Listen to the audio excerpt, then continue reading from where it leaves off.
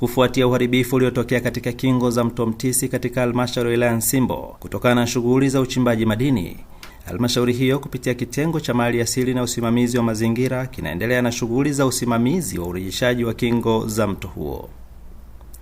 Akizungumza katika eneo la mto Mtisi, afisa mazingira katika halmashauri hiyo Bwana Ramadhani Sultan amesema kuwa kazi ya kurejesha kingo inaendelea, ambapo baada ya kukamilika zoezi la upandaji miti zaidi ya 2800 litafuata ili kurudisha mto huo na maeneo ya jirani katika hali yake ya awali.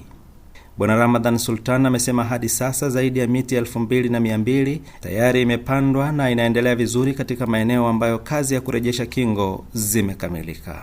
Naitwa Ramadhan Sultani, ni afisa mazingira halmashauri ya Nsimbo. Tuko hapa katika mto Mtisi ambao unapatikana katika kijiji cha Mtisi, kata ya Sitalike.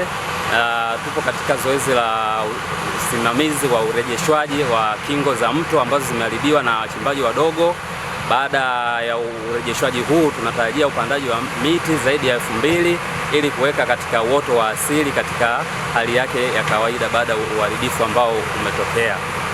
Zoezi hili la urejeshwaji litachukua takriban wiki 2 hadi 3.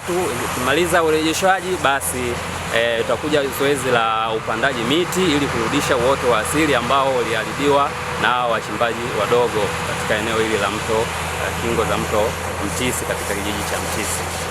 Matarajio yetu ni kwamba baada ya zoezi la upandaji wa miti, mazingira yatarudi katika hali ya kawaida na kuimarisha uoto wa asili kama ilivyokuwa awali hapo tutakapokuwa tumepanda hiyo miti takriban 2000 na zaidi.